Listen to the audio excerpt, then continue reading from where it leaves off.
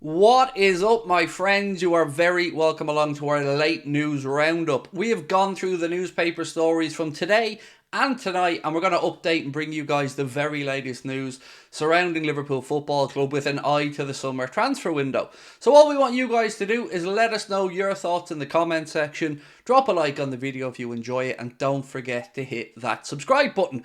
So what I'm going to do here is start off with a review of what we spoke about on tonight's stream, and then we'll work towards the couple of late stories that did come in as the day progressed. Sound good? Right, here we go. So the first story today came in from the Daily Mirror, and that was about Arne Slot wanting to bring Koopmeiners into Liverpool for his first signing. They quote a price of £50 million. We did run a poll on this on the stream earlier on. It was a really close one. We asked the question, would you guys accept Koopmeiners at Liverpool for a fee of £50 million? It was pretty evenly split, but 52% said yes, they would accept Koopmeiners, 48% said they didn't think it was the right deal. Let us know what you think in the comment section. Next up is the news that apparently, and again I would take this with a massive pinch of salt, but apparently Liverpool are looking to bring in Barella as a replacement for Thiago Alcantara. Now on the face of it, this sounds a little bit silly, but I don't mind the idea of an experienced player coming in to fill a departing experienced player's role at the club. £70 million is the price tag that had been mentioned, and I would say treat this one very cautiously with a massive pinch of salt, but I wouldn't say no. But I don't really think it's reasonable. With regards to the fee, £70 million up front sounds a lot for a 27-year-old, but if you look at how that would be accounted for across the amortisation of his contract, we reckon it would probably come in at about £22.5 million a year if you looked at his salary and that £70 million price tag each year across the length of his contract if it was a 4-year deal. Thiago Alcantara, his amortises at about £15 million. So it would be a little bit more, but not realistically one that would drive us away. The big question is, one, does Barella want to leave Italy? And two, are we really going to make a play for him? That, again, I would say, take with a massive pinch of salt. Moving on to the next story, and it is a departing one, unfortunately, for John Achterberg, who today announced that he will be leaving Liverpool Football Club after 15 years service. Look, I haven't always agreed with John Achterberg's tactics. The Simon Mignolet days were tough, but I cannot deny that the man has made a massive impact in the goalkeeping department, bringing in and scouting the likes of Alisson Becker, training up Queevy and Kelleher, and again working hand in hand with Taffarel as well. Wish John Achterberg nothing but the best, and thank you, John, for 15 years of great service to the football club. And while we're talking about the football club, we might as well speak about the fact that AXA yesterday announced that they have extended their partnership with Liverpool for the AXA training facility and for the training shirts as well. I think it's another 5-year deal.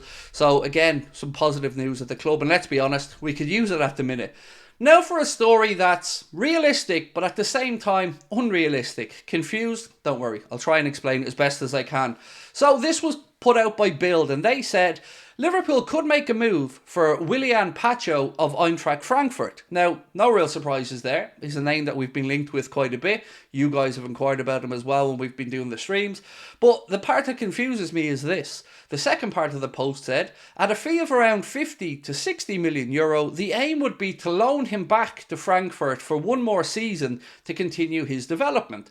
Now, I don't think that's realistic. Liverpool go out there and drop 50 or 60 million on a centre-back, which we do need, but then to loan him back to Frankfurt to continue his development, I would suggest that if we bring in a centre-back, they need to be ready to come in and play right away. To partner Van Dijk or to cover for Van Dijk, but to play right now.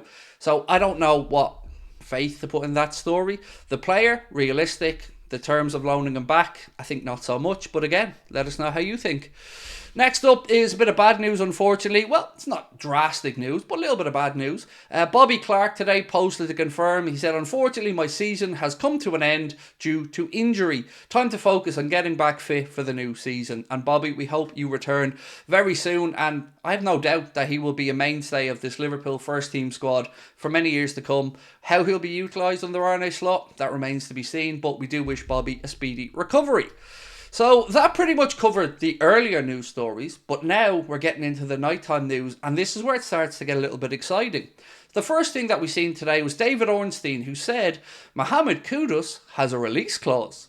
Now, he doesn't go on to mention the release clause, and he doesn't specifically mention Liverpool, but I know how many of you guys are fans of Kudus. I wouldn't say no either. And without knowing what that release clause is, if it's in any way realistic, straightforward question for you guys, would you like to see Liverpool come to the table to look for Kudus? I wouldn't say no personally, but again, not knowing what the release clause is, and not knowing what the terms of that release clause is, I guess it's still a little bit up in the air. But it was a breaking news story, and he's a player we've spoken about a little bit here on the channel, so we thought we'd bring it to you.